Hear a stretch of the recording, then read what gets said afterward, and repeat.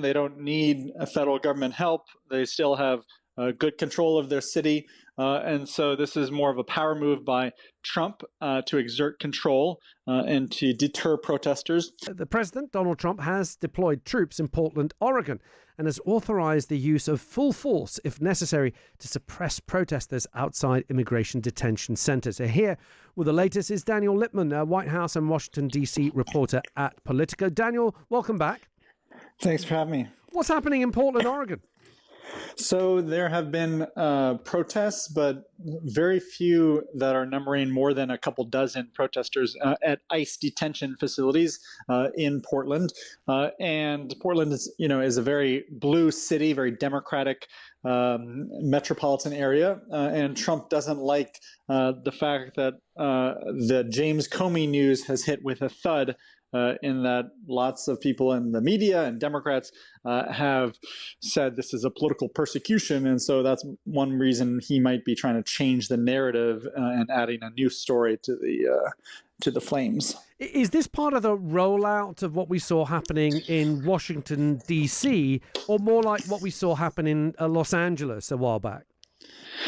I think it's more about kind of the LA model. The problem is that the local officials and the governor who talked to Trump yesterday, they said there's no insurrection. They don't need federal government help. They still have good control of their city. And so this is more of a power move by Trump to exert control and to deter protesters. He doesn't like the media reporting on protesters against his policies. And if a court says this is illegal, that he overstepped his bounds, that there's no constitutional basis for this deployment, they would only make that ruling in weeks or months after he already deploys these troops. And so it's almost like too little, too late. Now, let's look at Donald Trump's approval ratings. He claimed that he's got great ratings, but then again, that's Donald Trump for you. But when you look closer in all the poll of polls that many companies like CNN, Nate Silver, New York Times have got, they vary anywhere between minus 17% or minus 17 points, I should say, to minus 9.4. Are his ratings steadily decreasing?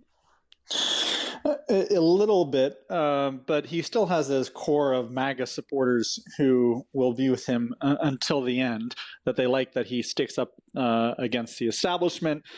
These are people that feel left out by society, particularly in the Midwest or the South, people who are often not with college-educated degrees, but they also are very attuned to the economy. And so some of the independents and the moderates who voted for Trump last time around but are not Trump loyalists, they are looking at how the economy is a little bit more uncertain, that job growth has not been very strong. And we're hearing voices from the White House saying, oh, just give it next year. Next year will be better with job growth and economic growth. But that's the same argument that the Biden administration used at the start of their term last time around, where they said, oh, inflation, it's going to just be transitory. The price increases will pass over very soon. Give us until next year. And so that may hurt Republicans in the midterms next year. And just finally, and very briefly, Daniel, having a look on X, there seems to be a between Sebastian Gorka, Stephen Miller, and Governor Newsom. The word fascist is being thrown around everywhere. What's going on? Yeah, these are people who clearly spend their lives on X more than maybe with their families and addiction to their screens.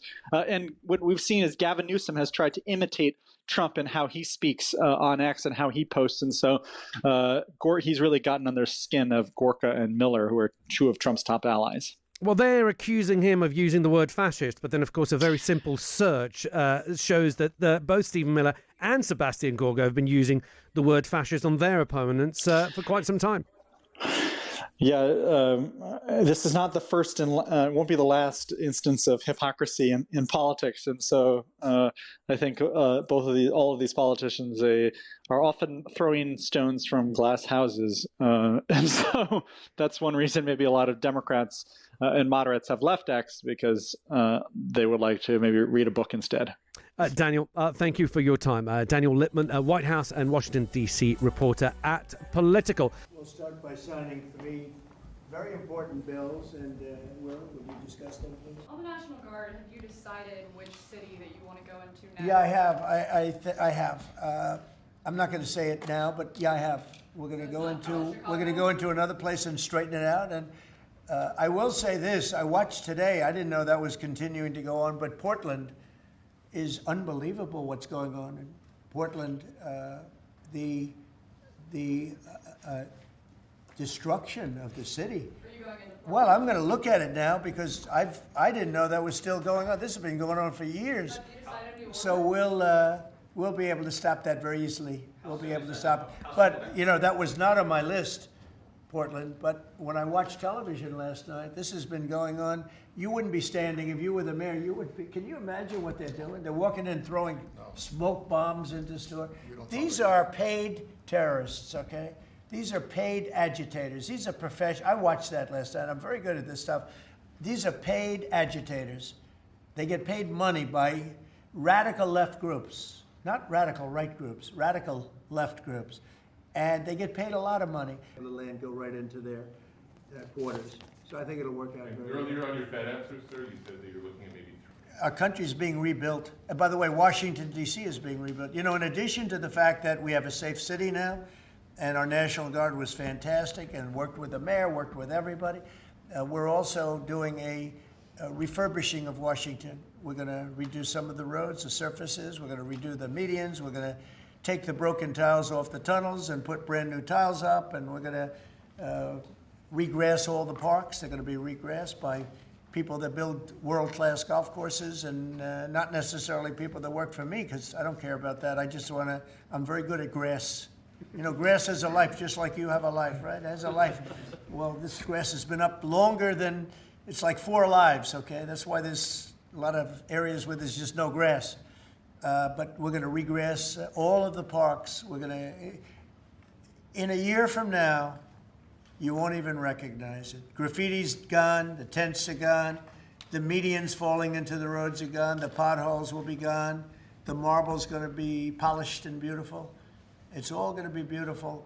And as we celebrate our nation's 250th anniversary next year, the United States will have the honor of... There is no insurrection, there is no threat to national security, and there is no need for military troops in our major city.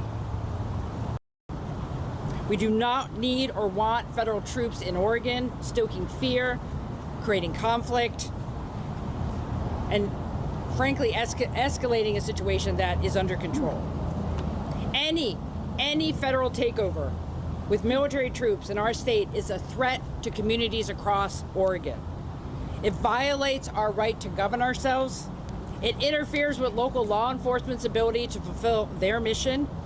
And frankly, it drains taxpayer resources that could be better spent elsewhere. And again, I communicated that to the president directly. Oregon is our home. It is not a military target. Any deployment would be an abuse of power and a misuse of federal troops. And I just want to wrap up by saying I believe the president does not have the authority to deploy federal troops on state soil. I'm coordinating with Attorney General Dan Rayfield to see if any response is necessary, and we will be prepared to respond if we have to.